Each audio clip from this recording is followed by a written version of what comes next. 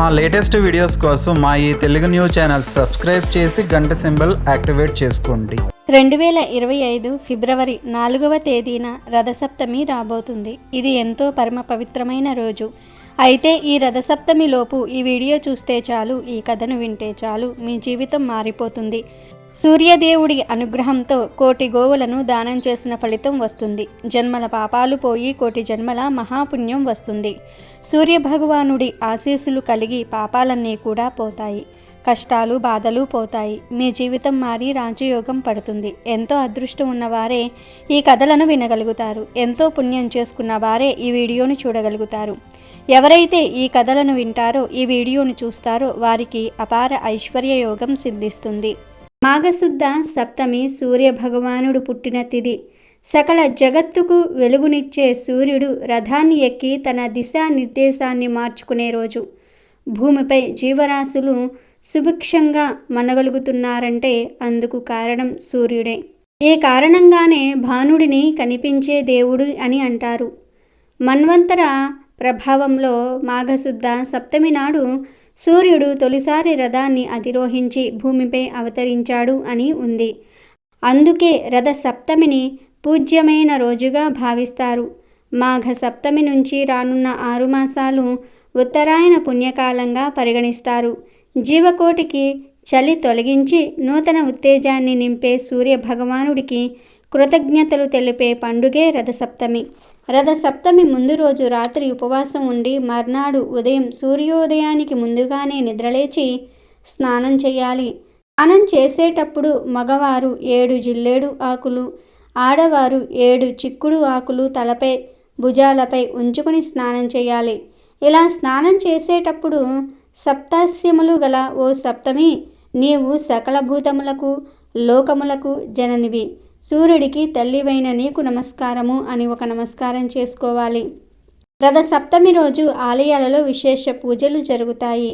రథ సప్తమిలోపు సూర్యుడు ఎలా పుట్టాడో తెలిపే ఈ కథను వింటే సకల శుభాలు, అష్టైశ్వర్యాలు, ఆయురారోగ్యాలు సిద్ధిస్తాయి. పూర్వం కశ్యపుడు అనే ఒక ప్రజాపతి ఉన్నాడు. ఆయనకు అతిథి మొదటి భార్య. దక్ష ప్రజాపతి 13 కుమార్తెల్లో పెద్ద ఆవిడ పేరు అతిథి. దక్షుడి యొక్క 13 కుమార్తెలను కశ్యపుడు పెళ్లి చేసుకున్నాడు. అతిథి, తిథి, వినత, కద్రువ, మానవ, సురస వీళ్ళంతా కూడా దక్షుడి కుమార్తెలు. అందులో మొదటి ఆవిడ అతిథి. ఆ ఆవిడకు పుట్టిన కుమారులు కాబట్టి ఇంద్రాదితులందరినీ ఆదిత్యులు అన్నారు.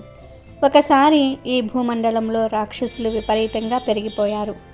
ద్వితీయ పుత్రులు దైత్యులు అంటే రాక్షసులు. వీళ్ళు దేవతలను సర్వనాశనం చేయటం మొదలుపెట్టారు. ఋషులను నాశనం చేయటం మొదలుపెట్టారు. యజ్ఞాలు పాడు చేశారు. అధర్మం పెరిగిపోయింది. వీళ్లను ఎలా నాశనం చేయాలో తెలియక దేవతలంతా కూడా తల్లిదండ్రుల దగ్గరకు వచ్చి ఇలా మొరపెట్టుకున్నారు. ఓ అతిథి కశ్యప ప్రజాపతులారా, మీరు మా తల్లిదండ్రులు, మీ పుత్రులైనటువంటి రాక్షసులు మమ్మల్ని నాశనం చేస్తున్నారు. ద్వితీయ పుత్రులు సమస్త లోకాలను విధ్వంసం చేసి బ్రతకనివ్వకుండా చేస్తూ ఉన్నారు. ఈ రాక్షసుల నుండి మమ్మల్ని రక్షించండి అని ఇంద్రాది దేవతలు కశ్యపుడు అతిథిని వేడుకున్నారు. అతిథి కశ్యపుడితో కలిసి సూర్య భగవానుని ప్రార్థించారు. సూర్యుడు అఖండ తేజోవంతుడు. వాళ్ళ ప్రార్థనకు సంతోషించాడు. వెంటనే ప్రత్యక్షమయ్యాడు. సూర్యున్ని ఎంతో భక్తి శ్రద్ధలతో పూజించారు కశ్యపుడు అతిథి. అప్పుడు ఆ సూర్య భగవానుడు వారితో ఇలా అన్నాడు. ఓ ప్రజాపతులారా, మీకు ఏ వరం కావాలో కోరుకోండి అన్నాడు. దానికి వారు, చూడు స్వామి, రాక్షస సంహారం కోసం నువ్వు మా కడుపున పుట్టి లోకములను నాశనం చేస్తున్న దైత్యుల్ని సంహరించు, యజ్ఞములను రక్షించు, ఇంద్రాది దేవతలకు స్వర్గము వచ్చేలాగా చెయ్యి, ధర్మ సంస్థాపన చెయ్యి అని అన్నారు. దానికి సూర్యుడు, తథాస్తు, నేను మీ కడుపులో ప్రవేశించి మళ్ళీ అవతరిస్తాను, కొడుకునై పుడతాను అన్నాడు. ఇచ్చిన మాట నిలబెట్టుకుని అతిథి గర్భంలో కశ్య ప్రజాపతి ద్వారా ప్రవేశించాడు సూర్య భగవానుడు. అతిథి సూర్యుడిని తన గర్భంలో ధరించింది. సూర్యుడి తేజస్సు అతిథి కడుపులో ప్రవేశించింది. 1000 సంవత్సరాల పాటు అతిథి గర్భం ధరించింది. అంటే సూర్యుడిని అతిథి గర్భంలో 1000 ఏళ్లు మోసింది. ఈ 1000 సంవత్సరాల పాటు అతిథి మంచినీళ్లు తాగలేదు, అన్నం తినలేదు, ఉపవాసంతో ఉంది. దాంతో కశ్యపుడికి కోపం వచ్చి, కడుపులో ఉన్న పిల్లవాడిని చంపేస్తావా, చనిపోయిన పిండం పుడుతుందేమో అని మందలిచ్చాడు. అప్పుడు ఆవిడ, బెంగ పెట్టుకోకు, కడుపులో ఉన్నవాడు సామాన్యుడు కాదు, మహాత్ముడు పుడతాడు. ఉపవాసం ఉన్న కొద్దీ ఇంకా బలంగా పుడతాడు అన్నది. అలా అనగానే కడుపుల నుండి పిల్లవాడు బయటకు వచ్చాడు. ఈ విధంగా అతిథికి కశ్యపుడికి ఇచ్చిన మాట నిలబెట్టుకుని సూర్యభగవానుడు కొడుకుగా పుట్టిన తిథి మాఘమాసం శుక్లపక్షం సప్తమి తిథి. దీనినే ఈరోజు మనం సూర్య జయంతిగా రథసప్తమిగా జరుపుకుంటున్నాం. విష్ణు స్వరూపుడైన సూర్యభగవానుడు అతిథికి కశ్యపుడికి జన్మించినటువంటి దివ్య తిథి ఈ రథసప్తమి. ఈ విధంగా సూర్యభగవానుడు అతిథికి పుట్టి ఆతిథ్యుడిగా పిలువబడుతున్నాడు. ఆ భగవంతుడు వెంటనే 7 గుర్రములు గల రథం ఎక్కి ఆకాశ మార్గానికి వెళ్ళిపోయి తిరిగి తన సూర్యబింబంలో లీనమైపోయాడు. 7 గుర్రములు గల రథం మీద ఆ స్వామివారు సప్తమి నాడు తిరిగి తన సూర్యమండలానికి వెళ్ళిపోయాడు. కనుక దీనికి రథసప్తమి అని పేరు వచ్చింది. సూర్య భగవానుడు పుట్టి పుట్టగానే తల్లిని తండ్రిని అనుగ్రహించి దీవించి వారి కోరిక మీద మధ్యాహ్న సమయం కల్లా 7 గుర్రములు రథం ఎక్కి సూర్యమండలం చేరుకున్నాడు. అలా సూర్యుడు పుట్టగానే ఆయన చేతిలో తామర పువ్వుతో పుట్టాడు. 4 చేతులతో పుట్టాడు. శంఖచక్రం, అభయహస్తం, తామర పువ్వుతో జన్మించాడు. ఇక అప్పుడు అతిథి కశ్యపుడు ఇలా అన్నారు, నాయనా, నీవు మా కుమారుడవై పుట్టి మమ్మల్ని తరింపచేశావు. దేవతలను, మానవుల్ని, ఋషులను, సమస్త లోకాలను ధ్వంసం చేస్తున్న రాక్షసుల్ని సంహరించి దుష్ట శిక్షణ చేసి ధర్మ సంస్థాపన చెయ్యి అని ప్రార్థించారు. అప్పుడు ఆయన అనూరుడు అనే వాడిని రథసారథిగా చేసుకుని 7 గుర్రములు గల రథం మీద బయలుదేరి చేతిలో కోదండం ధరించి ఆ కోదండానికి బ్రహ్మాస్త్రం, ఆతిథ్యాస్త్రం, ఆగ్నేయాస్త్రం లాంటి అస్త్రాలు సంధించి రాక్షసుల్ని విధ్వంసం చేశాడు. ఈ విధంగా ఆయన విజృంభించి రాక్షసుల్ని చంపి శరణు అన్నవారిని మార్చి రక్షించాడు. శరణు అన్నవారిని రక్షించి పాతాళ లోకానికి పంపించాడు. అలా దుష్ట శిక్షణ చేసిన తిథి రథసప్తమి. ఇక దుష్ట శిక్షణ జరిగాక బృహస్పతి వచ్చి భక్తి శ్రద్ధలతో సూర్యున్ని ప్రార్థించాడు. తర్వాత దేవతలందరూ సూర్యున్ని, ప్రభు, 7 గుర్రముల రథం మీద సూర్యమండలం చేరావు, దుష్ట శిక్షణ చేశావు, మమ్మల్ని రక్షించావు అని పొగిడారు. ఆ మాటలు విని సూర్యదేవుడు ఎంతో సంతోషించాడు. అలా కథ సుఖాంతమయ్యింది. ఇదంతా జరిగింది రథసప్తమి రోజే కనుక రథసప్తమి సందర్భంగా ఈ కథను వింటే చాలు 1000 యజ్ఞాలు చేసిన ఫలితం పొందుతారు. ఈ కథను విన్న తర్వాత గురువులకు యథాశక్తిగా దక్షిణ తాంబూలాలు ఇచ్చినటువంటి వారు 1,000,000 గోవులను బంగారంతో సహా కలిపి కురుక్షేత్రంలో దానం చేసినంత ఫలితం పొందుతారు. అలాంటి వారి ఇంట్లో దరిద్రం మొత్తం కూడా పోయి, జన్మల పాపాలు పోయి 1,000,000 జన్మల మహాపుణ్యం వస్తుంది. ఇక మీ ఇంట్లో అన్ని శుభాలే కలుగుతాయి. ఈ రథసప్తమి కథను విన్నా, చెప్పినా, చదివినా జన్మజన్మల పాపాలు పోతాయి, ఐశ్వర్యం సిద్ధిస్తుంది, సకల శుభాలు కలుగుతాయి. అలాగే రథసప్తమి సందర్భంగా రథసప్తమికి మరియు జిల్లేడు చెట్టుకు ఉన్న సంబంధం వివరించే ఒక చిన్న పురాణ కథను కూడా తెలుసుకుందాం. ఈ కథను వింటే పాపాలన్నీ కూడా పోతాయి, పుణ్యలోకాలు ప్రాప్తిస్తాయి. ఈ పురాణ కథ దాదాపు చాలామందికి తెలియదు. పూర్వం అగ్నిస్వాతులు అనే ఒక పండితులు మహానిష్టతో చాలా యజ్ఞాలు చేశారు. ఆ యజ్ఞాలతో పరమాత్మ తృప్తి చెంది వాళ్లను స్వర్గానికి తీసుకురండి అని దేవదూతలతో దేవ విమానం పంపించాడు. ఆ సమయంలో యజ్ఞం చివర్లో పూర్ణాహుతి చేస్తున్నారు అగ్ని స్వాతులు. అదే సమయంలో ఆ దేవ విమానం చూసిన సంబరంలో వారు ఆవునేతితో కూడిన హోమద్రవ్యాన్ని కంగారుగా వేశారు. అయితే ఆ సమయంలో పెద్ద గాలి రావటంతో కొంత వేడి వేడి నెయ్యి పక్కనే ఉన్న ఒక మేకపై పడింది. ఆ వేడికి మేక చర్మం ఊడిపోయి మరణించింది. అంతేకాదు ఆ మేక ఆత్మ వీరికంటే ముందుగా వెళ్ళి దేవ విమానంలో కూర్చుంది. అలా ఊడిపోయిన మేక చర్మం పక్కనే ఉన్న ఒక చెట్టుపై పడింది. అప్పటి నుండి ఆ చెట్టు మూలతత్వం మారిపోయి మెత్తని ఆకుల్ని ధరించిన జిల్లేడు చెట్టుగా మారిపోయింది. అలా జిల్లేడు ఆకు యజ్ఞం అంతం సమయంలో అశ్వధారలు ధరించటంతో పరమ పవిత్రమైంది. అందుకే జిల్లేడు ఆకును ముట్టుకుంటే మేక చర్మంలా మెత్తగా ఉంటుంది. ఇక జరిగిన దానికి అగ్నిస్వాతులు బాధపడ్డారు. అప్పుడు అదే సమయంలో ఆకాశవాణి ఇలా పలికింది, మీరు దుఃఖించవలసిన పని లేదు. మీరు చేసిన యజ్ఞఫలం ఆ మేకకు కూడా దక్కి ఎంతో దుర్లభమైన స్వర్గ ప్రాప్తి కలిగింది. ఇక ఈ జిల్లేడు చెట్టు మేక చర్మ స్పర్శతో పవిత్రమై అర్కవృక్షంగా అనగా పూజింపదగినదిగా మారిందని పలికింది. ఆ మాటలు విని అగ్నిస్వాతులు ఎంతో సంతోషించారు. ఇది జరిగింది మాఘశుద్ధ సప్తమి తిథి రోజు. అందుకే ఆ రోజు నుండి రథసప్తమి రోజు నెత్తి మీద జిల్లేడు పెట్టుకొని సూర్యుడి ప్రీతి కోసం స్నానం చేసేవారికి లేస మాత్రం యజ్ఞఫలం లభిస్తుంది. అంతేకాదు 7 జన్మలలోని ఎలాంటి పాపాలైనా పోతున్నాయి. అలాంటి వారు స్వర్గలోకంలో శాశ్వత ఆనందాన్ని పొందుతారు. అంతేకాదు ఈరోజు ఇలా స్నానం చేస్తే రోగాలు, శోకాలు, అన్ని రకాల ఇబ్బందులు తొలగిపోతాయి. రథసప్తమి వ్రత మహత్యం తెలిపే ఒక వ్రత కథ కూడా ఉంది. ఈ కథ విన్నా, చదివినా, చెప్పినా కోటి జన్మల పుణ్యం వస్తుంది. ఒకసారి ధర్మరాజు శ్రీకృష్ణుణ్ణి ఈ విధంగా అడిగెను: ఓ కృష్ణ, మాఘశుద్ధ సప్తమి నాడు చేసే రథసప్తమి వ్రత విధానమును నాకు తెలియజేయము అనగా శ్రీకృష్ణుడిలా జవాబిచ్చెను: ధర్మరాజా, మాఘశుద్ధ సప్తమి నాడు సూర్యుడు జన్మించాడు. అందుకే దీనికి రథసప్తమి అని, సూర్య జయంతి అని పేరు. రథసప్తమి ఒక గొప్ప పర్వదినము. ఈ రథసప్తమి వ్రతం చేయాలనుకునేవారు మాఘశుద్ధ షష్ఠి రోజున స్నానం చేసుకొని దేవపూజ నిర్వర్తించి సూర్య ఆలయానికి వెళ్ళి భగవానుణ్ణి ఆరాధించాలి. రాత్రి నిరాహారుడై నేలపైన పరుండాలి.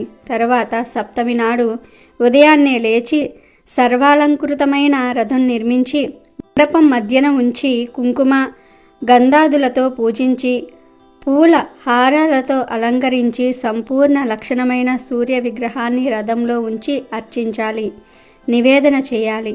రాత్రి జాగారం చేసి అష్టము నాడు ఉదయాన్నే స్నానం చేసి బ్రాహ్మణులకు కోరిన దానాలు ఇవ్వాలి. ఆ రథాన్ని 2 రక్త వస్త్రాలను అనగా ఎర్రని వస్త్రాలను, రక్తవర్ణపు ఆవును గురువుకు దానమివ్వాలి. ఈ వ్రతం ఆచరిస్తే భాస్కర ప్రసాదం వల్ల నీ కుమారుడు మహా తేజస్వి అవుతాడు, అపూర్వ బల పరాక్రమవంతుడవుతాడు. సమస్త భోగాలను అనుభవించి నిరాటంకంగా రాజ్యం పరిపాలించి సూర్యలోకం పొంది అక్కడ ఒక కల్ప పర్యాంతం ఉండి తర్వాత చక్రవర్తిత్వం పొందుతాడు అని చెప్పాడు. ఇంకా ఈ రోజున సూర్యదేవుడికి క్షీరాన్నం నివేదన చెయ్యాలి. ఈ ప్రసాదాన్ని ఎందుకు నివేదన చేయాలనే దానికి కూడా ఒక కారణమున్నది.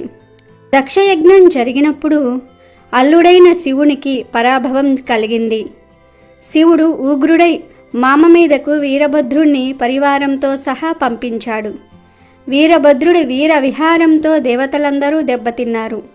ఆ సందర్భంలోనే సూర్యుడికి పళ్ళన్నీ రాలిపోయి బోసివాడయ్యాడు.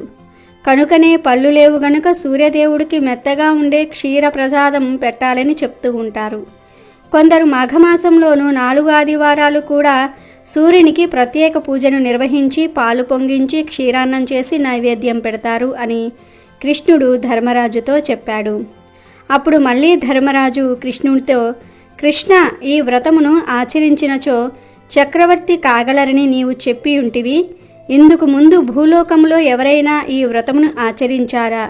రథసప్తమి వ్రత ఫలము ఎవరికైనా ప్రాప్తించినదా అని పలుకగా శ్రీకృష్ణుడు రథసప్తమి వ్రతమును గురించిన కథను ఈ విధంగా చెప్పసాగెను. ధర్మరాజా, పూర్వం కాంబోజ దేశమున యశోవర్తి అనే ఒక చక్రవర్తి ఉండెను. పుత్రుడి కోసం ఆ రాజు రథసప్తమి వ్రతాన్ని చేయగా ఆయనకు లేకలేక ఒక కొడుకు పుట్టాడు. కానీ ఆ పుత్రుడు పెరిగి పెద్దవాడవుతున్న దశలో అనేక రోగాల బారిన పడుతూ ఉండేవాడు. ఆ కుమారుడు ఎప్పుడూ వ్యాధుల బారిన పడేవాడు. తన కుమారుణ్ణి చూసి రాజు చాలా బాధపడుతూ ఉండేవాడు. లేక పుట్టిన ఒక్క కుమారుడు ఇలా రోగాలతో బాధపడుతున్నాడే అని లోలోపల కుమిలిపోతూ ఉండేవాడు.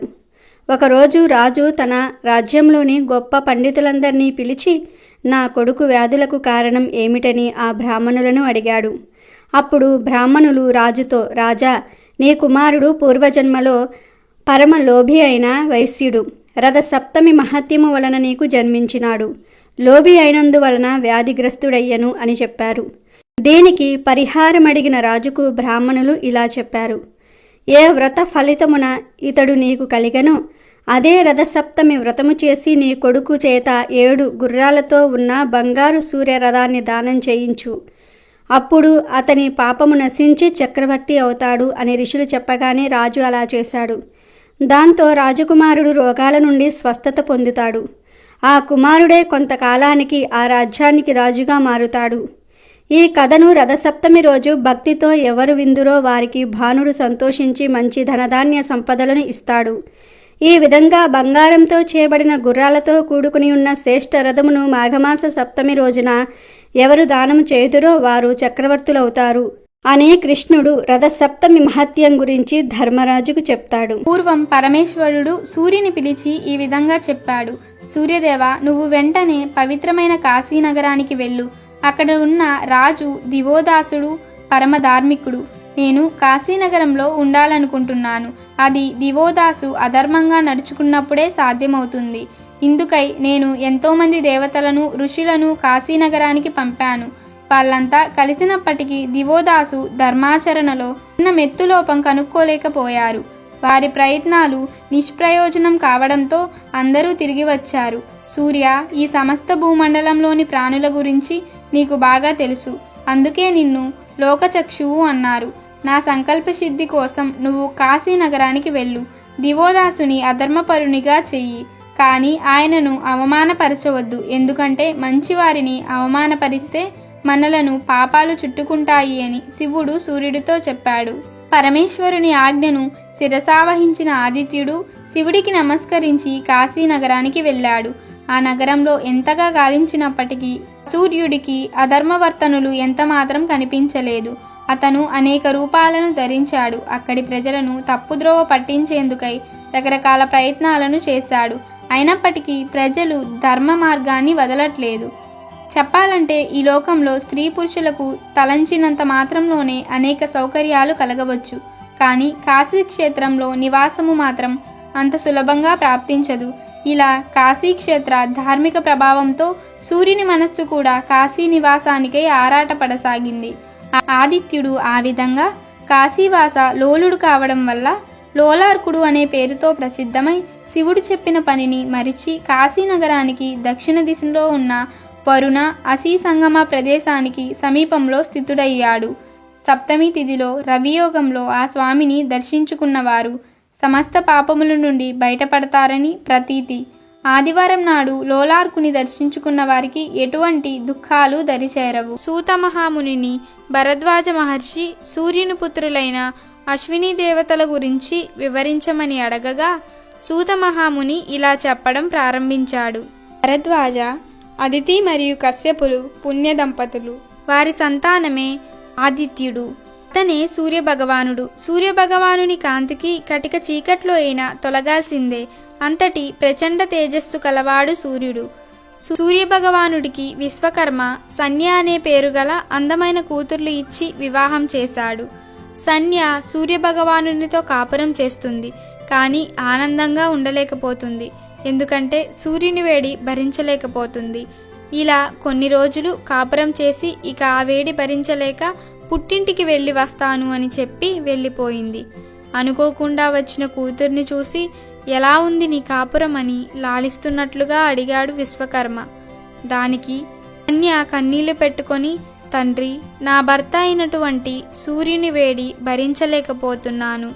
ఏ రోజుకు ఆ రోజు ప్రాణాలకు భయపడి ఇక భరించలేక భయపడి ఇక్కడికి వచ్చాను అని, అందుకు సంతోషించు అని చిరాకుగా చెబుతుంది. దానికి విశ్వకర్మ, సన్య, చికాకు పడకు. బుద్ధివంతురాలైన భార్య భర్త దగ్గర ఉండటమే మంచిది. ఆడవారి ఇంట్లోనే స్వర్గమైన నరకమైన కష్టాలు సుఖాలు అనుభవించడమే కాపురం తల్లి. ఏది ఎలా ఉన్నా సతికి పతిసేవయే పరమధర్మం. కాబట్టి వెంటనే ఆయన యొద్దకు వెళ్ళు. నేను త్వరలో వచ్చి ఆయన ప్రతాపాన్ని కొంత తగ్గిస్తాను అని నచ్చచెప్పి అల్లుడి దగ్గరకు పంపుతారు. ఆ విధంగా సన్య సూర్యుని తాపాన్ని భరిస్తూ సంసారం జరుపుతూ ఉంది. కొంతకాలానికి వైవస్తుడు, యముడు, యమి అనే 3 పిల్లలు కలిగారు. అప్పటికే సంసారాన్ని మరియు భర్త తాపాన్ని భరించలేక ఇక నా వల్ల కాదు, మా నాన్న వస్తాను అని ఇంకా రాలేదు అని తన శక్తితో అచ్చం తనలాగే ఉండే ఒక స్త్రీని సృష్టించింది. ఆమెకు ఛాయ అనే పేరు పెట్టింది. ఆమెతో సన్య ఇలా అంది, నీవు ఆయనకు అనుకూలంగా సంసార జీవితం జరుపుతూ ఉండు. ఈ రహస్యం ఎవ్వరికీ చెప్పకు. పిల్లలు జాగ్రత్త. ఈ క్షణం నుండి నా 3 పిల్లలకు నీవే తల్లివి అని హెచ్చరిస్తుంది. అలా చెప్పిన తరువాత ఎవ్వరికీ చెప్పకుండా పుట్టింటికి వెళ్ళిపోతుంది. విశ్వకర్మ సవ్య ఇంటికి రావడం చూసి, మళ్ళీ వచ్చావా, నీ భర్తతో చెప్పే వచ్చావా అని కోపంగా అడిగాడు. చెప్పలేదు తండ్రి, ఆ సూర్యుని తాపం భరించడం ఇక నా వల్ల కాదు, వస్తాను, వేడి తగ్గిస్తాను అని బలవంతంగా పంపావు. అలా ఉండి 3 పిల్లల్ని కన్నాను, ఇక ఉండలేక వచ్చాను, ఇంకా చెప్పడం కూడానా అని సంధ్య చికాకుగా జవాబు చెప్పింది. దానికి విశ్వకర్మ, నా మాటను అర్థం చేసుకోక తొందరపడి భర్తను వదిలేసి వచ్చావు. రేపు నీ భర్త వచ్చి అడిగితే నేనేం సమాధానం చెప్పాలి? ఇలాంటి తగాదా రాకుండా వెంటనే నీ పతి దగ్గరకు వెళ్ళు, నీ వెనకాలే నేను వస్తాను, వెంటనే వెళ్ళు అని తొందర పెట్టాడు. సంధ్య కోపంతో లేచి వెంటనే బయటకు వచ్చింది. కొంచెంసేపు ఆలోచించి తిన్నగా ఉత్తర కురుదేశం వెళ్ళి ఆడగుర్రంగా మారిపోయి భర్తను ధ్యానించుకుంటూ జీవితం గడపసాగింది. విశ్వకర్మ తన కూతురు భర్త దగ్గరికే వెళ్ళింది అని ఊరుకున్నాడు. ఇక సూర్యుడు ఛాయను సంధ్యలాగే భావించాడు. రూపురేఖలు మొత్తం అచ్చం సంధ్యలాగే ఉండడంతో అనుమానం రాక ఛాయతో కూడా సంసారం సాగించాడు. ఆ విధంగా సూర్యునికి ఛాయకు మనువు, శనిశ్చరుడు, తపతి అనే 3 పిల్లలు పుట్టారు. మొత్తం 6 పిల్లలు పెరిగి పెద్దవారు అవుతున్నారు. క్రమంగా ఛాయ తన పిల్లలపై మమకారం పెంచుకొని సంధ్య సంతతిని పోషించడంలో తేడా చూపించసాగింది. ఒకరోజు సంధ్యాదేవి కుమారుడైన యముడు కూతురైన యమి తండ్రి సూర్యునితో, ఈమె ఎవరో కాని మా అమ్మ కాదు, ఆ 3 చూసినట్లు మమ్మల్ని చూడకుండా చికాకు పడుతుంది అని చెప్పారు. దానికి సూర్యుడు ఛాయతో, పిల్లలందరినీ ఒకే భావంతో చూడాలి, పెద్దవాళ్లను సరిగ్గా చూడకుండా ఉన్నావట, ఇది తల్లి చేయవలసిన పని కాదని మందలించాడు. సూర్యుడు మందలించినా ఆమెలో ఏ మార్పు రాలేదు. పిల్లల పోషణ విషయంలో వ్యత్యాసం చూపించసాగింది.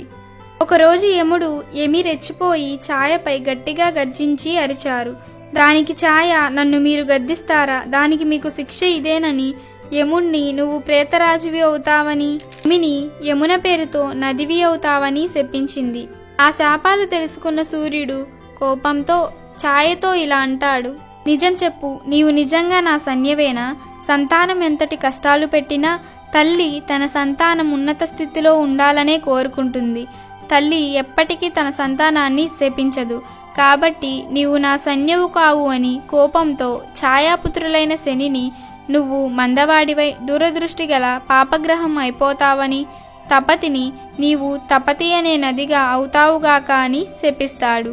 ఇక సూర్యుడు శాంతించి తన ధ్యాన మహిమ వల్ల ఇదంతా సంధ్య ఆడిన నాటకమని తెలుసుకొని కురుదేశంలో గుర్రంగా తిరుగుతున్న తన భార్య సంధ్య దగ్గరకు వెళ్ళి తాను కూడా గుర్రంగా మారి అక్కడ వారిద్దరి కలయిక వల్ల వారికి కవలలు పుట్టారు.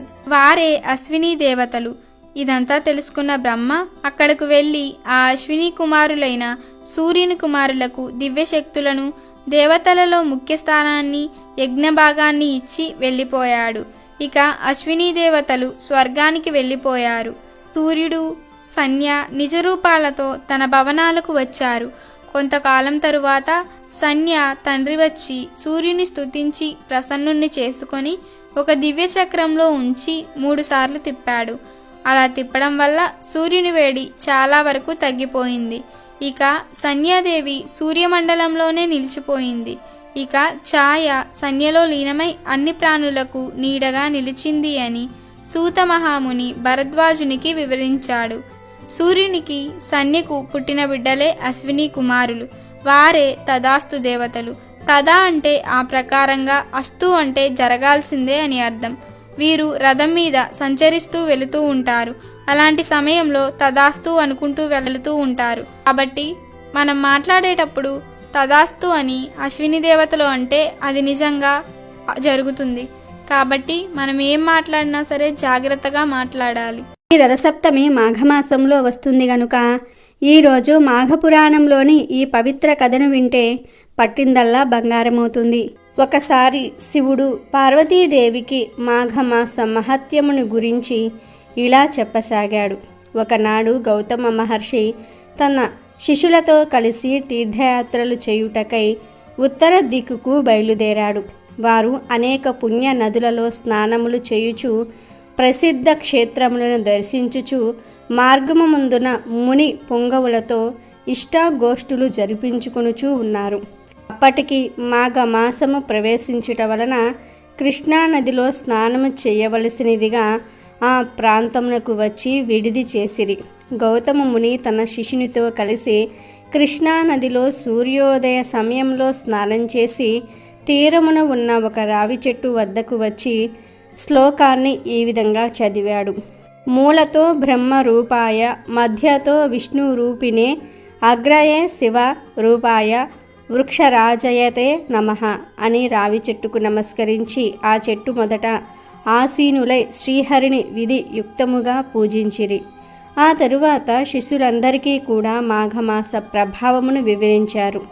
ఈ విధంగా ప్రతి దినము కూడా ఆచరించుచూ ఉండగా ఒకరోజు ఆ చెట్టు మొదట మండపము ఏర్పరిచి ముగ్గులు వేసి బొట్లు పెట్టి మామిడాకు తోరణాలు కట్టి అలంకరించుకున్నారు.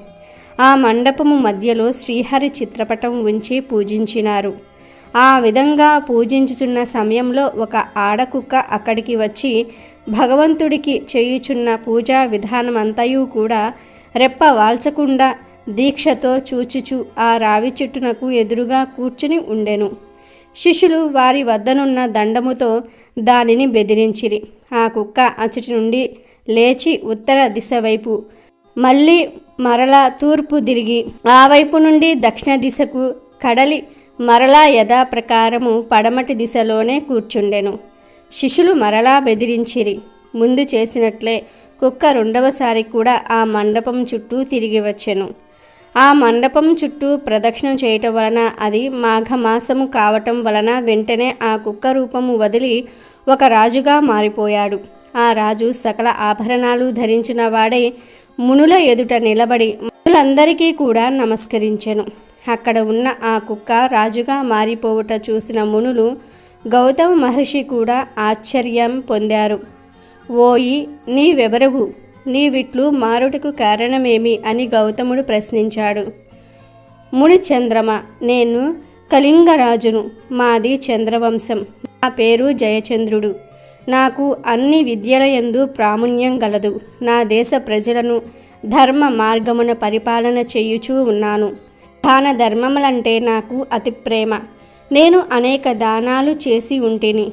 గోవు, భూమి, హిరణ్య సాల గ్రామదానాలు కూడా చేసి ఉన్నాను. ఎక్కువగా అన్నదానం, తిలదానం చేసి ఉన్నాను. అనేక ప్రాంతములలో చెరువులు త్రవ్వించి ఉన్నాను. నూతులు త్రవ్వించి బాటసారులకు నీడనిచ్చు నిమిత్తం అన్న సత్రములు, మంచినీటి చలివేంద్రములు, మరెన్నో పుణ్యకార్యాలు చేసి ఉన్నాను. అనేక దేవాలయాలను నిర్మించి దైవ విగ్రహాలను ప్రతిష్ఠించినాను. సద్బ్రాహ్మణుల చేత వేదాలు చదువు పండితుల చేత ఎన్నో క్రతువులు చేయించి ఉన్నాను. పురాణాలలో ఉన్న అన్ని ధర్మాలను చేసి ఉన్నాను. కానీ నేనిలా కుక్కనయ్యాను. దానికి కారణం లేకపోలేదు. ఆ కారణం కూడా మీకు తెలియపరుస్తాను వినుడు అని ఇలా చెప్పటం మొదలుపెట్టాడు. ఒకానొక దినమున ఒక ముని పొంగవుడు గొప్ప యజ్ఞం ఒకటి తలపెట్టాడు. యజ్ఞం చెయ్యాలంటే సామాన్య విషయం కాదు కదా. దానికి కావలసిన ధనం, వస్తు సముదాయం చాలా కావలెను. కనుక ఆ ముని పుంగవుడు నా వద్దకు వచ్చి అర్థించెను. మునోత్తముడు వచ్చిన వెంటనే ఎదురేగి కాళ్ళు కడిగి ఆ నీళ్లు నా శిరస్సుపై చల్లుకొని కుశల ప్రశ్నలు అడిగి తిని. ముని కూడా మిక్కిలి సంతసించి, రాజా, నీకు గుప్త విషయములు తెలియజేయుదును. ఈ మాసంలో మకర రాశి యందు సూర్యుడు ప్రవేశించును. ఆ దినము సూర్యోదయం అయిన తర్వాత నీవు స్నానం చేసి భక్తి శ్రద్ధలతో మాఘమాస మహత్యము చదువుట గాని లేక వినుట గాని చెయ్యుము. దాని వలన నీకు వైకుంఠ ప్రాప్తి కలుగును. అంతేకాక అశ్వమేధయాగం చేసిన ఎడల ఎంతటి ఫలితము కలుగునో అంతటి ఫలము గాని, తీర్థ స్నానాలు చేయగా వచ్చిన ఫలము గాని, లేక దాన పుణ్యములు అనగా పంచయాగాలు చేసినంత పుణ్యములు అనగా పంచయాగాలు చేసినంత ఫలము గాని పొందగలవు. మాఘశుద్ధ సప్తమి ఆదివారం వచ్చినప్పుడు కానీ, దశమి ఆదివారం వచ్చినప్పుడు కానీ ఉదయమే స్నానం చేసినను మరియు మాఘ పౌర్ణమి రోజు ఉదయమున స్నానం చేసినచో మానవుడు ఎటువంటి పాపములనైనను సరే విడవగలడు. ఒకవేళ ఇతర జాతుల వారైనను మాఘమాసం అంతటా నిష్ఠతో నదీ స్నానం ఆచరించి దాన ధర్మాలు మాఘ పురాణము పఠించినను లేక వినను మరుజన్మలో బ్రాహ్మణుడై జన్మించను అని ఆ మునివర్యుడు నాతో చెప్పగా నేను అతనిని అవమానించినట్లుగా మాట్లాడి ఇట్లంటిని. అయ్యా ముని సత్తమ, మీరు పలికిన విషయములు నాకు తెలియను. అవన్నీయు బూటకములు, వాటిని నేను యథార్థములని అంగీకరింపను. ఏవో అతిశయోక్తులు తప్ప మరొక్కటి కాదు. నేను మాఘ స్నానములు చేయుట గాని, దాన పుణ్యాదులు చేయుట గాని, పూజ నమస్కారములు ఆచరించుట గాని చెయ్యను. చలి దినములలో చన్నీళ్లు స్నానములు చేయుట ఎంత కష్టము. ఇక నాకు ఈ నీతి బోధలు చెప్పకు, నాకున్న ఫలము చాలు అని ఆ మునితో అంటిని. ఆ మాటలకు మునికి కోపం వచ్చినది. ముఖం చిట్లించుకొని సరే నేను చెప్పవలసినది చెప్పి తిని, అది నా ధర్మము అని యజ్ఞమునకు కావలసిన ధనమును తీసుకోకుండా వెళ్ళిపోయినాడు. అంతటి నేను ఆ ముని చేతులు బట్టి ప్రతిమిలాడగా ఎట్టకేలకు ముని అంగీకరించి ధనము తీసుకుని పోయెను. ఆ విధంగా నేను కొంతకాలము రాజ్యమేలి ప్రాణములు విడిచి తిని తర్వాత నాకు కుక్క జన్మయే వచ్చినది. నా పాప ఫలమేమో గాని కుక్కగా 7 జన్మలు బాధపడి తిని. ఇప్పుడు మీరు చెయ్యి పూజా స్థలము చుట్టూ 3 పర్యాయములు ప్రదక్షిణలు చేసి తిని గనుక నా పూర్వజన్మ నాకు కలిగినది. దైవ యోగమును ఎవ్వరూ తప్పించలేరు కదా. ఇటులా కుక్క జన్మతో ఉండగా మరలా నాకు పూర్వజన్మ ఎటుల సంక్రమించినదో వివరింపండి అని వేడుకున్నాడు. ఆ రాజు చెప్పిన మాటలకు ఆ ముని ఆశ్చర్యపడి, మాఘమాసమును నీవు చులకనగా చూచుట వలన ఎంతటి విపత్తు కలిగినదో తెలుసుకున్నావా? అనుభవమే చెప్తున్నది కదా నీకు. నీ వద్దకు వచ్చిన ముని సత్తముడు, ఉత్తముడు. అతడు పలికిన విషయములన్నీ కూడా యథార్థములే. నీవి కుక్కవై ఎటుల పవిత్రుడైతవో ఆ వృత్తాంతమును వివరిస్తాను విను. సావధానుడవై ఆలకింపుము. నేను నా శిష్యులతో ఈ మాఘమాసమంతయు కూడా కృష్ణవేణి తీరమందు ఉన్న కృష్ణానదిలో మాఘస్నానం ఆచరించుచు స్నానములు జపములు చేసి తిరిగి మరొక పుణ్యనదికి పోదామని వచ్చి ఉంటిమి. మేమందరము ఈ వృక్ష రాజము కింద విష్ణు విగ్రహాన్ని పెట్టి పూజించుకునుచూ ఉన్నాము. కుక్క రూపంలో ఉన్న నువ్వు దారిని పోతూ ఇచ్చటి నైవేద్యమును చూసి తినాలనే ఆశతో పూజా సమీపమునకు వచ్చి కూర్చుంటివి. అప్పుడు నీవు ఎలాగున్నావో తెలుసా? నీ శరీరము బురద మైల తగిలి ఉన్నది. చూచుటకు చాలా అసహ్యంగా ఉన్నావు. పరిశుద్ధమై భగవంతుని పూజ చేయుచున్న సమయంలో అచటకు జంతువు గాని పక్షి గాని వచ్చియున్న దానిని తరిమివెయ్యుట సహజమే కదా. నీవు అసహ్యంగా ఉన్నందున శిష్యులు నిన్ను తపోదండంతో తరిమిరి.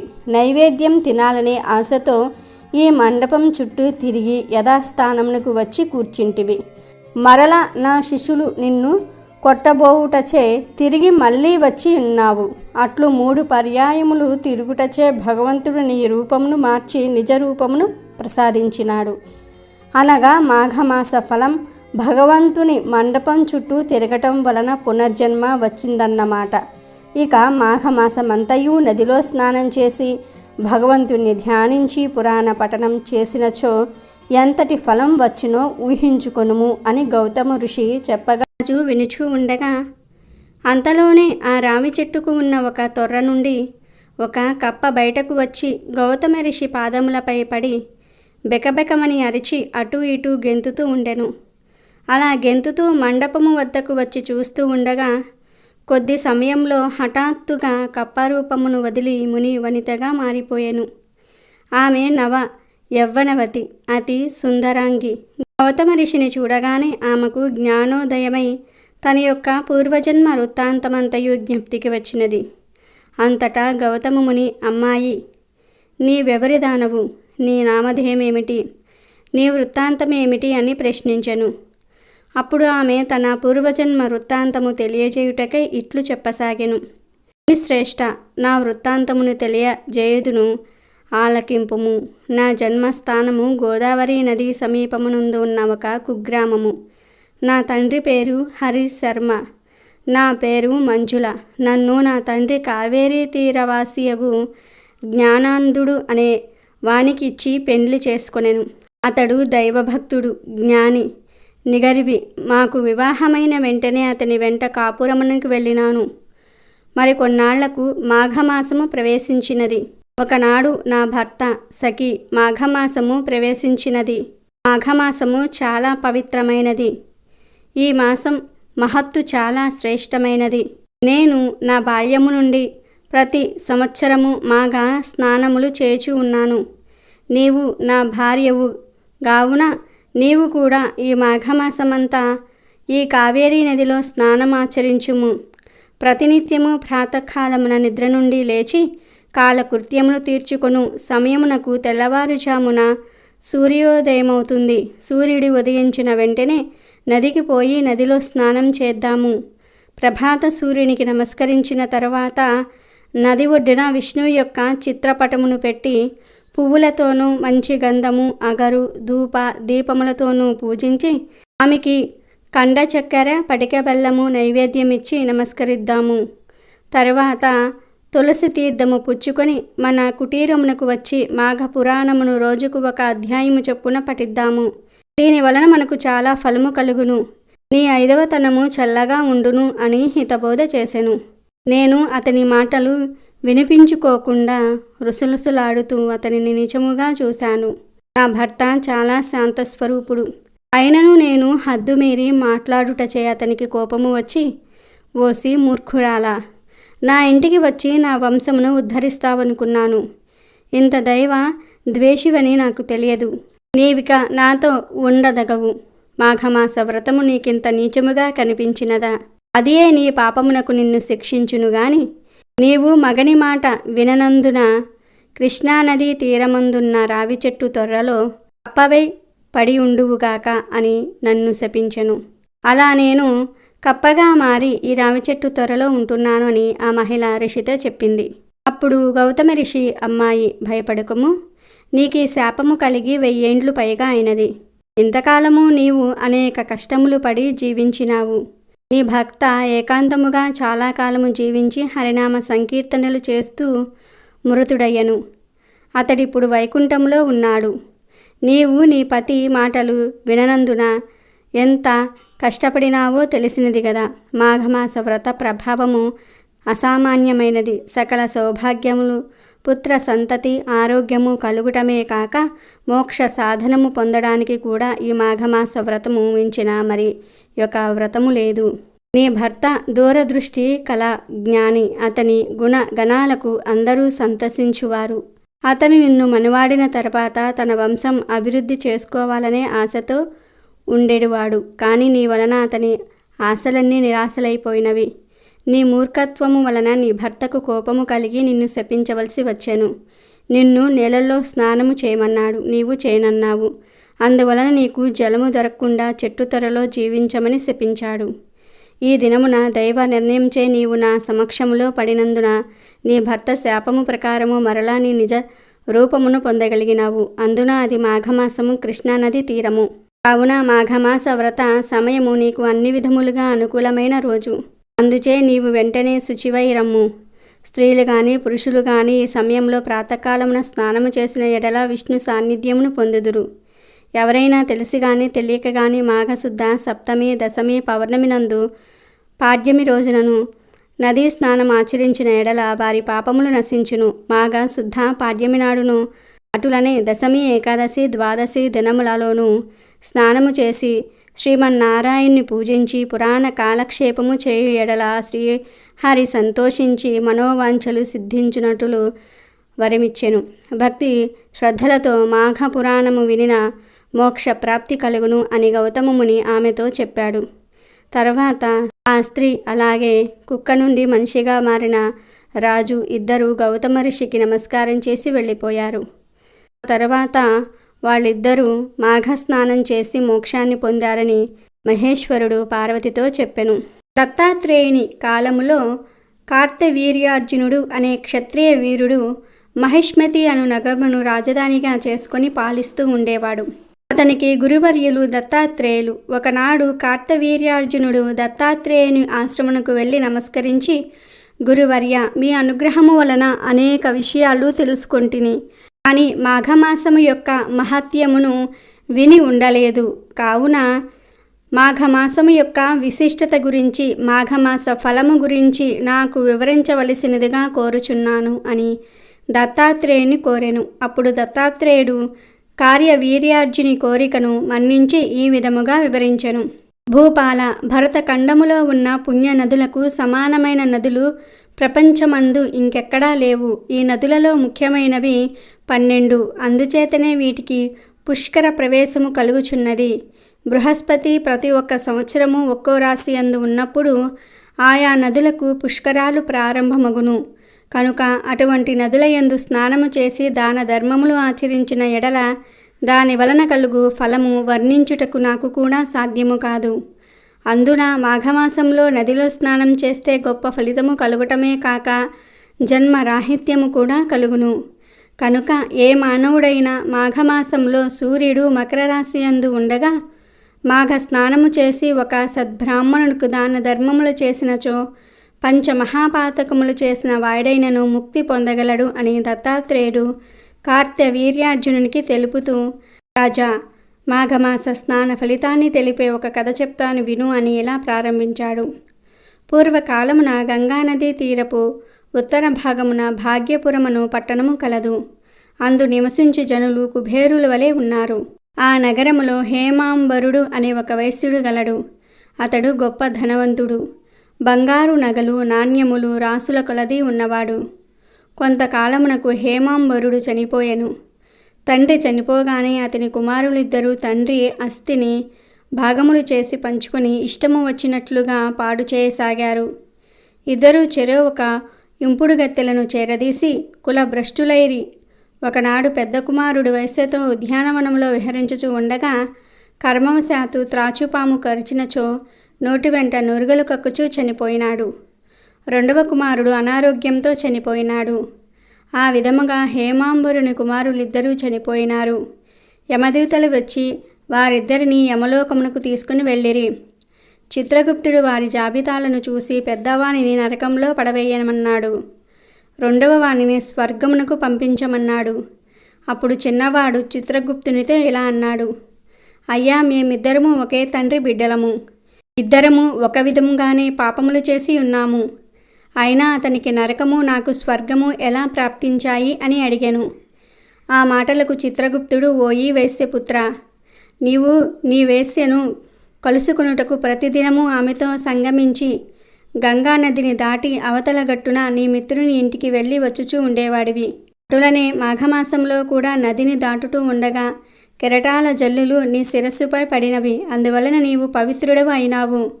మరొక విషయం ఏమనగా నీ మిత్రుడు బ్రాహ్మణుడు. ప్రతినిత్యము బ్రాహ్మణ దర్శనము చేసినచో గోహత్యాది మహాపాపములు కూడా నశించును. కావున విప్రుణ్ణి చూచుట వలన నీకు మంచి ఫలితమే కలిగినది. అంతేకాక బ్రాహ్మణుడు జపించు గాయత్రి మంత్రమును కూడా నీవు విని ఉన్నావు. మాఘమాసంలో గంగానదిలోని నీరు మీ శరీరము మీద పడినది. కనుక నీ పాపములు నశించినందున నిన్ను స్వర్గానికి పంపుచూ ఉన్నాను అని చిత్రగుప్తుడు వివరించెను. ఆహా, ఏమి నా భాగ్యము! గంగా జలము నా మీద పడినంత మాత్రమునే నాకింతటి మోక్షము కలిగినదా అని వైశ్యకుమారుడు సంతసించి దేవదూతలతో స్వర్గలోకమునకు వెళ్ళిపోయెను. కనుక రాజా, విన్నావు కదా మాఘమాసం ఎంత మహత్యమైనదో.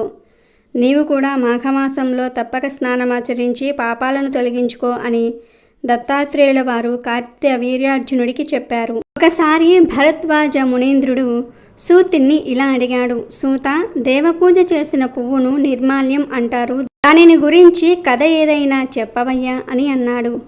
మంచి విషయం అడిగావు, చెప్తా విను అని సూతుడు భరద్వాజుడితో ఇలా చెప్పాడు. పూర్వం చంద్రవంశపు రాజులలో సంతనుడు అనే ఒక రాజు ఉండేవాడు. ఆయన చాలా దొడ్డవాడు. అతడు దాన ధర్మాలకు, దైవభక్తికి ఎంత పేరు పొందినవాడో బల పరాక్రమాలకు, చల్లని పరిపాలనకు అంత పేరు పొందాడు. అతని మంచితనానికి బహుమతిగా ఇంద్రుడు మంచి రథం కూడా ఒకటి ఇచ్చాడు. మంచి రోజు చూసి దానిని అధిరోహించాలని అనుకుని దానిని రథశాలలో ఉంచాడు సంతనుడు. సంతనుడు నారదముని ముఖతః నరసింహస్వామి మహిమ విని భక్తి శ్రద్ధలతో స్వామిని ఆరాధిస్తూ ఉండేవాడు. ఒకనాడు ఉదయం కాలం ముహూర్తం బాగుందని దైవజ్ఞుడు చెప్పగా దేవదత్తమైన దివ్య రథం ఎప్పుడు ఎక్కుతానా అనే తపనతో ఉన్నవాడు గనుక త్వరగా స్వామి పూజ చేసి బయటికి వచ్చాడు. రథశాలకు వెళ్ళి రథాన్ని బయటకు తెప్పించాడు. చుట్టూ 3 ప్రదక్షిణ నమస్కారం చేసి రథం ఎక్కాడు. కానీ రథం అంగుళం మేర అయినా సరే కదలలేదు. శంతనుడు తెల్లబోయి కిందికి దిగాడు. రథకారుల్ని రప్పించి లోపం ఏమిటో చూడమని ఆతృతగా అడిగాడు. వాళ్ళు చాలా దీక్షగా చూసి ఈ రథంలో ఏ లోపమూ లేదు ప్రభు అని చెప్పారు. అప్పుడు రాజు అయితే రథాన్ని నడపండి అన్నాడు. వాళ్ళు ప్రయత్నించారు కానీ ప్రయోజనం లేకపోయింది. రథం కదలలేదు. శంతనుడి ఉత్సాహం నీరు కారింది. అప్పుడు శంతనుడు వెలవెలలాడుతూ అంతఃపురానికి వెళ్ళిపోయాడు. అక్కడ దిగులుగా కూర్చుని ఇష్టదైవాన్ని స్మరిస్తూ ఉండగా నారదుడు వచ్చాడు. శంతనుడు నారదునికి సవినయంగా ఆతిథ్యమిచ్చి రథ వృత్తాంతం చెప్పి రథం కదలకపోవడానికి కారణమేమిటో తెలుపమన్నాడు. అప్పుడు నారదుడు ధ్యానం చేసి విషయం తెలుసుకున్నాడు. అప్పుడు నారదుడు శంతనుడితో, రాజా, రథం కదలకపోవడానికి కారణం మరేమీ కాదు. రథ నిర్మాణంలో ఏ లోపము లేదు. నీవు స్వామివారికి నిన్న చేసిన పూజా పుష్పాలను బయట వేశావు కదా, బయటికి వెళ్ళటంలో వాటిని దాటి వెళ్ళావు. నిర్మాల్యాన్ని ఎవరి కాళ్లకు తగలని విధంగా ఒక మూలగా వెయ్యాలి. వాటిని దాటడం వల్ల వచ్చిన దోషం నీ రథ గమనాన్ని కొట్టింది. నీకే కాదు, ఒకప్పుడు నీకు రథం ఇచ్చిన ఆ ఇంద్రుని కొడుకే ఇలాంటి ఆటంకం కలిగించింది. ఈ కథ చెప్తాను విను అని నారదుడు శంతనుడితో ఇలా చెప్పసాగాడు. పూర్వం అంతర్వేది అనే ఒక చిన్న పట్టణంలో రవి అనే ఒక మూలాకారుడు రకరకాల పువ్వుల దండలు రమ్యంగా అల్లి మొదట అల్లిన దండలు 3 ముచ్చటగా నరసింహస్వామికి సమర్పించేవాడు. ఆ దండలల్లటంలో వాని భార్య కూడా నిపుణురాలు. ఇద్దరు దండలల్లటంలో ఎంతో శ్రద్ధ ఒదిగ్గా చూపేవారు. స్వామికి సమర్పించగా మిగిలినవి ముందుగానే పురోహితుడికి దేవపూజలు చేసేవారికి కొన్ని అంగడిలో అమ్మడానికి అన్నీ నిర్ణయించుకునేవారు. ఆ పుష్పమాలికల అమ్మకం వల్ల వచ్చే సొమ్ముతో కుటుంబ పోషణ జరుపుకునేవాడు. మరి రోజు పూదండ అల్లాలంటే పుష్పాలు సమృద్ధిగా ఉండాలి కదా. అందుకని పెరట్లో దూరంగా ఉన్న తన సొంత నేలకు చుట్టూ ఎత్తుగా నలువైపులా ప్రహరీ కట్టించి లోపల పలు జాతుల పూల మొక్కలు తీగలు నాటాడు. ఆ చెట్ల దగ్గరికి వెళ్ళడానికి ఇంటిలో నుంచే ఒకే ఒక్క ద్వారం ఉంచాడు. ఆ పైనుంచి మనిషి కానీ పశువు కానీ లోపలికి రావడానికి ఆస్కారం లేదు. మల్లె, మొల్ల, మాలతి, జాజి, పొన్న, సురపొన్న, చేమంతి, గొజ్జంగి, సంపెంగ ఇలా ఎన్నెన్ని జాతులలో పూలు ఉంటాయో అన్ని పూలు కూడా ఆ తోటలో ఉన్నాయి. దానికి బృందావనం అని పేరు పెట్టాడు. సూర్యోదయం అయ్యేసరికి కొన్ని పూస్తాయి, కొన్ని సాయం సంధ్యా సమయాన పూస్తాయి. ఈ మొక్కలకు తీగలకు సమృద్ధిగా నీరు ఉండాలి గనుక పెద్ద నుయ్యి తీయించాడు. దానికి ఏతం ఎత్తించాడు. నలువైపులా లోతుగా కాలువలు కల్పించాడు. తాను ఏతాములో నీరు తోడుతూ ఉంటే వాని భార్య కాలువలు మారుస్తూ కొన్నిటికి చేతలతో నీళ్లు పోస్తూ ఉంటుంది. ఆ తోటలో షష్ఠి గడియలు పువ్వుల పరిమళం పంచిపెడుతూ ఉంటుంది. చల్లగాలి వలన ఆ ప్రక్క నుంచి పోయేవారు పూల సువాసనకు రవిని ఎంతో మెచ్చుకుంటూ ఉండేవారు. అలా ఉండగా ఒక అమావాస్య నాటి రాత్రి కన్ను పొడుచుకున్నా కనిపించని కటిక చీకటి. తొలిజాము ముగిసేదాకా రవి బృందావన సంరక్షణంలోనే గడిపి ఇంట్లోకి వెళ్ళాడు. భార్య అరిటాకులు ఎదురెదురుగా వేసి ఆహార పదార్థాలు వడ్డించింది. ఇద్దరూ స్వామివారి కథలు చెప్పుకుంటూ భోజనాలు చేసి పడక గదికి పోయారు. తొలి కోడి కూసింది. రవి లేచాడు. దంతధావనం చేసి స్నానమయ్యిందనిపించుకొని నరసింహస్వామి వారికి మేల్కొల్పు పాడుతూ పువ్వుల బుట్టలు పట్టుకొని తోటలోనికి వెళ్ళాడు. పూల మొక్కలను స్వభావ విరుద్ధంగా కనిపించాయి. రవి దిగాలు పడి చూస్తూ నిల్చున్నారు. ఏ మొక్కకు ఏ తీగకు ఒక్క పువ్వైనా లేదు. ఏదో గారడీలాగా ఉందే. నిన్న సాయంకాలం మొగ్గలన్నీ నింపుగా ఉన్నాయి. ప్రతి దినము ఈ సమయానికి వస్తూ ఉన్నాను. బుట్టల నిండా పువ్వులేరుకొని వస్తున్నాను. బుట్ట పువ్వులు తీసుకుపోయేవాణ్ణి. ఇవాళ ఒక్క పువ్వైనా లేదే. ఎవరూ రావడానికి శక్యం కానంతగా నలువైపులా గోడ. ఇంట్లో నుంచి తప్ప తోటలో ప్రవేశించడానికి మరో ద్వారం లేదాయే. మరి పువ్వులు మాయమైపోవటం ఏమిటి? ఇదేదో ఇంద్రజాలం లాగున్నదే. ఈనాడు నా స్వామికి పూదండ సమర్పించలేని దౌర్భాగ్యునైనాను అని బాధపడ్డాడు.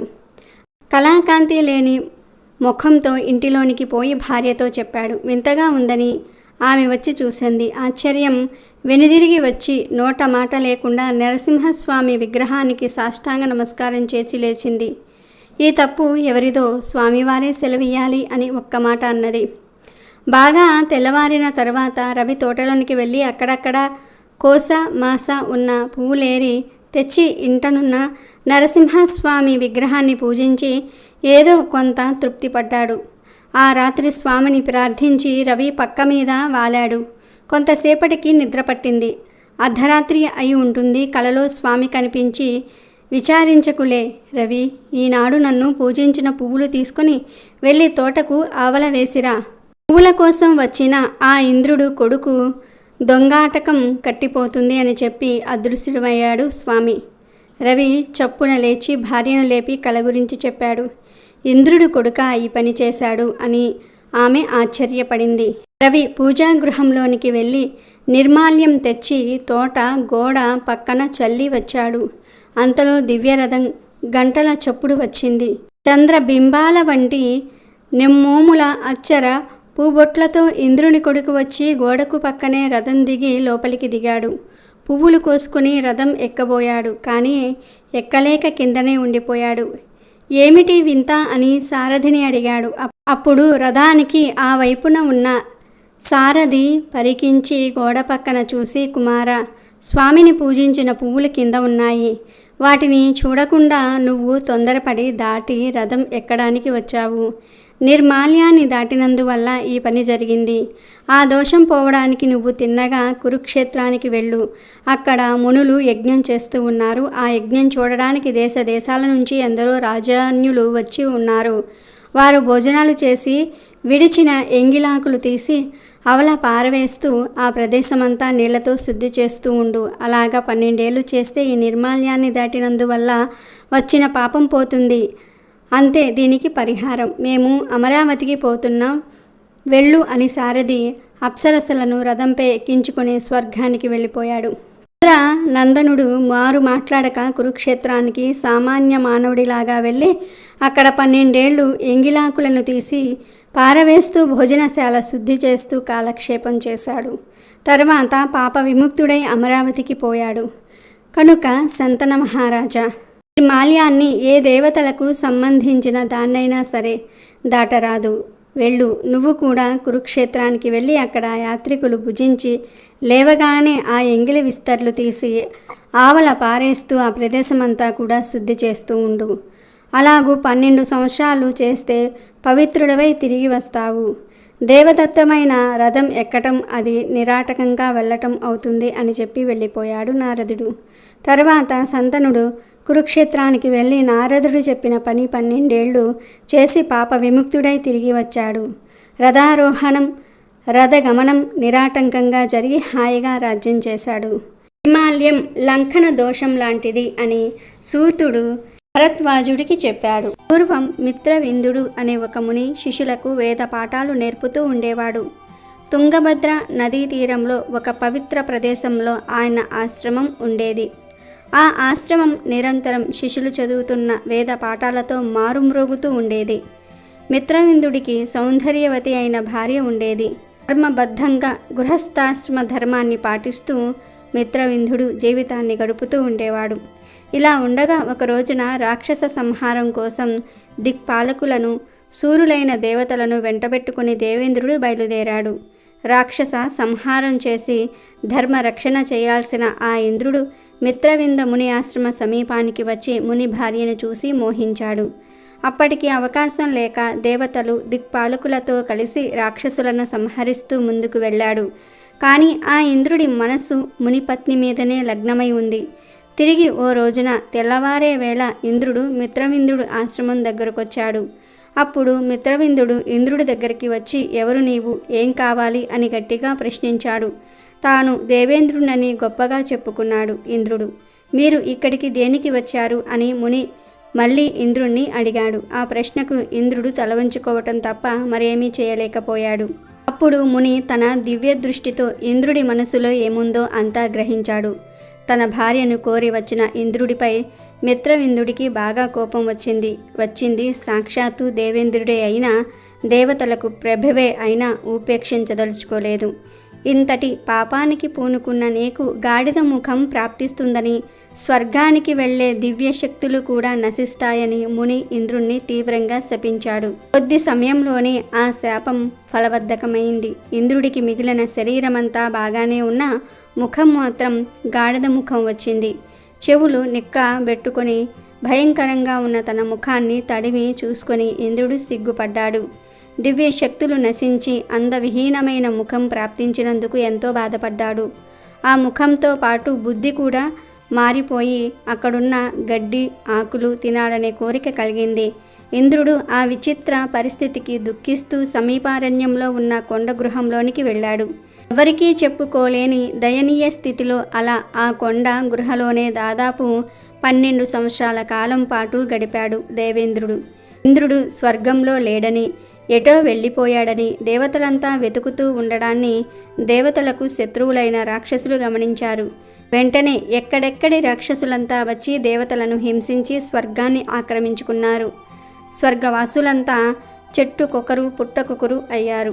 కొంతమంది స్వర్గవాసులు శ్రీ మహావిష్ణువుని గురించి తపస్సు చేసి ఆయనను ప్రసన్నం చేసుకుని తమకు వచ్చిన బాధనంతా కూడా వివరించారు. అప్పుడు విష్ణువు ఇంద్రుడు చేసిన ఘోరం, దానికి ప్రతిఫలంగా పొందిన శాపాన్ని వివరించి దానివలనే దేవతలందరికీ ఇన్ని కష్టాలు వచ్చాయన్నాడు. ఒకడు తప్పు చేసినా అతడిని అనుసరించి ఉండే ఎందరికో కష్టాలను అనుభవించాల్సి రావటం అంటే ఇదేనని దేవతలకు విడమరిచి చెప్పాడు. అప్పుడు దేవతలందరూ విష్ణువును ఇంద్రుడికి శాపం పోయి మేమంతా సుఖంగా ఉండాలంటే ఏదైనా ఉపాయం చెప్పమని వారు కోరుకున్నారు. అప్పుడు శ్రీ మహావిష్ణువు మాఘమాస స్నాన వ్రత మహత్యాన్ని వారికి వివరించాడు. మాఘమాసంలో ఒక్కో రోజున నియమంగా నదీ స్నానం చేసినా ఎంతో పుణ్యఫలమని, సర్వ పాపాలు నశిస్తాయని ఇంద్రుడు సిగ్గుతో కాలక్షేపం చేస్తున్న పర్వత గుహ ఉన్న ప్రదేశాన్ని దేవతలకు తెలిపి ఇంద్రుణ్ణి తెచ్చి తుంగభద్రా నదిలో మాఘమాసంలో స్నానం చేయించమని చెప్పి విష్ణువు అదృశ్యమయ్యాడు. అకతీయంగా అది మాఘమాసం కావటంతో వెంటనే దేవతలంతా గాడిద ముఖంలో ఉన్న ఇంద్రుడి దగ్గరకు వెళ్ళి ఆయనను తీసుకొని వచ్చి తుంగభద్రలో స్నానం చేయించారు. ఆ పుణ్యఫలంతో ఇంద్రుడి పాపం నశించి మళ్ళీ మామూలు రూపం వచ్చింది.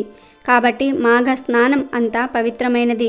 పెద్ద పెద్ద పాపాలను కూడా పోగొడుతుంది. అంతేకాదు పరస్త్రీ వ్యామోహం పనికిరాదని, అది ఎన్నెన్నో కష్టాలను తెచ్చిపెడుతుందని ఈ కథ హెచ్చరిస్తుంది. రథసప్తమిలోపు ఈ కథలు వింటే చాలు, ఈ వీడియో చూస్తే చాలు. సూర్యదేవుడి అనుగ్రహంతో 1,000,000 గోవులను దానం చేసిన ఫలితం వస్తుంది. జన్మల పాపాలు పోయి 1,000,000 జన్మల మహాపుణ్యం వస్తుంది. సూర్యభగవానుడి ఆశీస్సులు కలిగి పాపాలన్నీ కూడా పోతాయి. కష్టాలు బాధలు పోతాయి. మీ జీవితం మారి రాజయోగం పడుతుంది. ఎంతో అదృష్టం ఉన్నవారే ఈ కథలను వినగలుగుతారు. ఎంతో పుణ్యం చేసుకున్న వారే ఈ వీడియోను చూడగలుగుతారు.